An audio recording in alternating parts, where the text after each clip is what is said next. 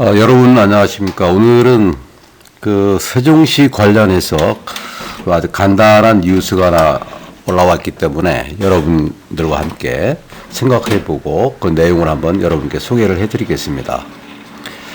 이것은 그 충청일보의 그 이용민 기자님이 올려놓으신 자료인데요.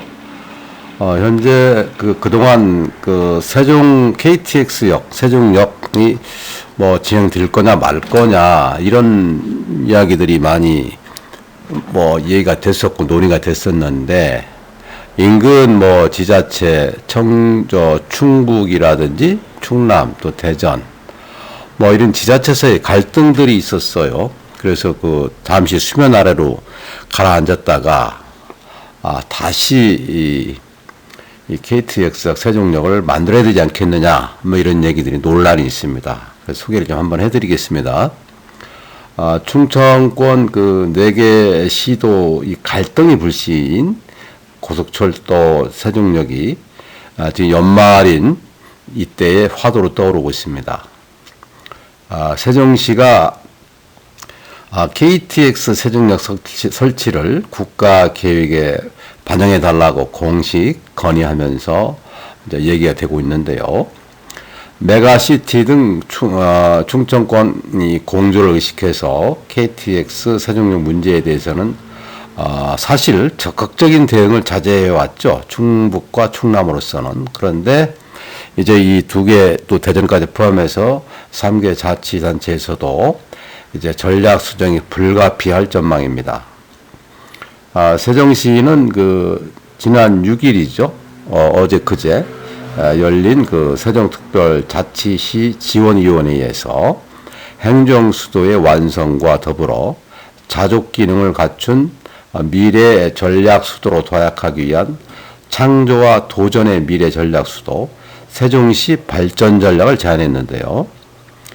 이 세종시 지원위원회에서는 세종시 지원과 발전에 대한 주요 정책을 심의하는 국무총리 소속 위원으로서 총리가 위원장을 맡고 민간위원 10명과 정부위원 16명으로 구성됩니다. 그래서 그 정부위원은 기획재정부 등 9개 주요 부처 장관, 국무조정실장, 법제처, 행복청장, 충청권 4개 시도인데요. 사실상 국가행정체계에서 주요 의사결정권자들이 모두 모인 셈이죠. 그래서 이 자리에서 세종시는 주요 건의 과제로 KTX 세종역 국가계획 반영을 제시했습니다. 대통령 이집무실이라든지 또 세종시 의사당이라든지 세계대학 경기 개최 등이 열리게 되고 이런 것들이 추진이 되면 꼭 KTX 세종역이 필요하다.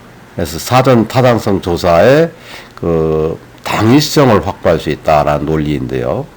사실은 이 세종역 설치는 2016년 세종을 지역구로 둔 이해찬 전 더불어민주당 대표가 공약을 했어요.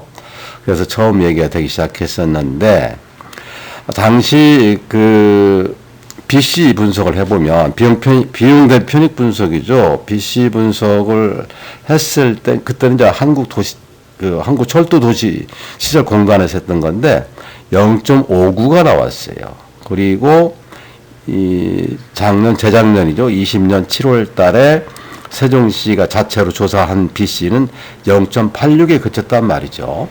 이게 비용 편익 이 분석이라는 게 BC 분석을 흔히 얘기하는 이건 1 이상이 돼야 돼요. 그래야 타당성이 있다는 건데, 그래서 그 한국철도 도시시설공단에서 한 BC도 그렇고 또 세종시가 그 당시에 조사했던 비용 대비 편익 분석도 0.86 그쳤기 때문에 사실 논의가 사그러들었고 이것은 뭐 되지 않을 거다라고 했었는데요. 요번에 다시 요번에 그 지방선거에서 당선된 최민호 세종시장이